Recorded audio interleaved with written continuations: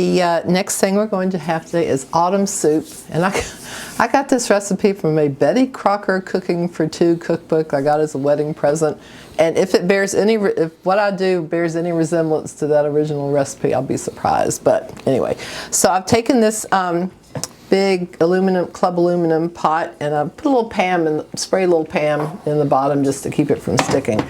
This is ground beef left over from the stuffed peppers, not left over, but I cooked it at the same time. So this is ground beef that's already been browned. It's got a few onions in it.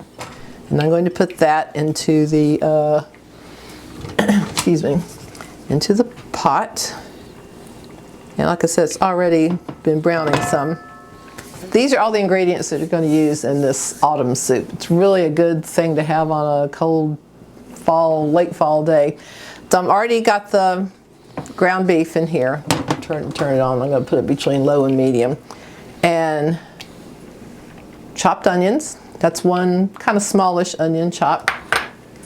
This is 2 stalks of celery.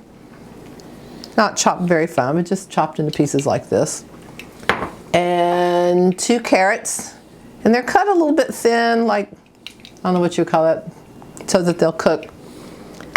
2 carrots, 2 stalks of celery, 1 onion, and this is beef bouillon. I just poured boiling water in there, 6 bouillon cubes in there. This is only a 2-cup Pyrex thingy, but so it's kind of strong, but we're probably going to add water to it at some point. Also, diced tomatoes. I think these are special from Aldi. And I started adding tomato sauce just to make it a little thicker soup. It's just a little tastier that way.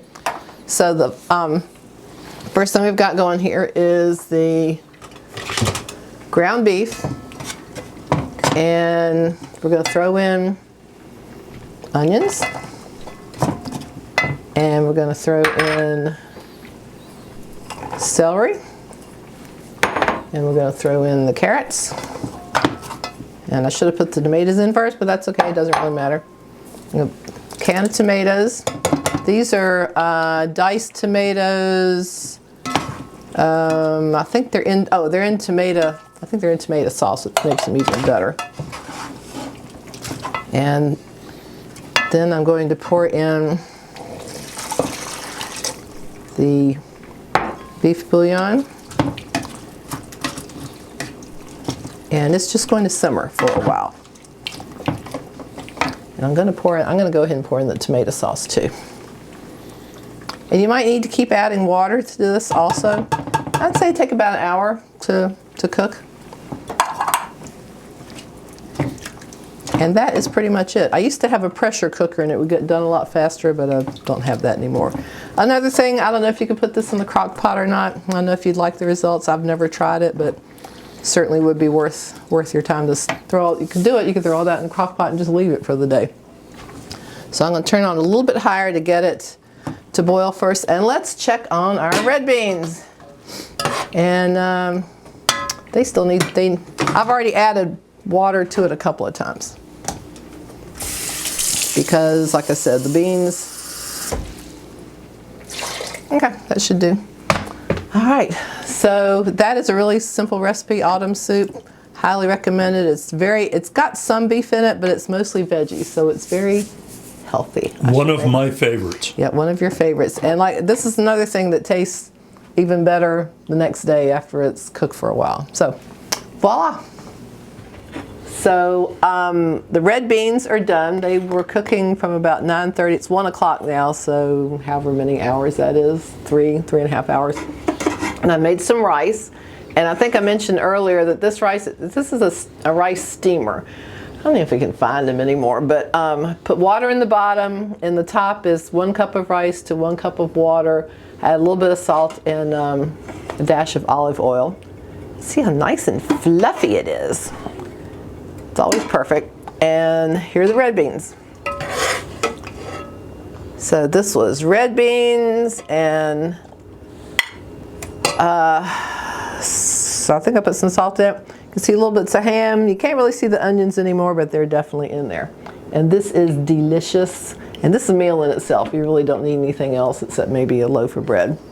But you did mention that good hot French bread would be. Oh yeah, and also I think I mentioned this before, but I can't eat hot things, like spicy things. So a lot of people will add hot sauce, and probably the best thing to use is Tabasco sauce with red beans.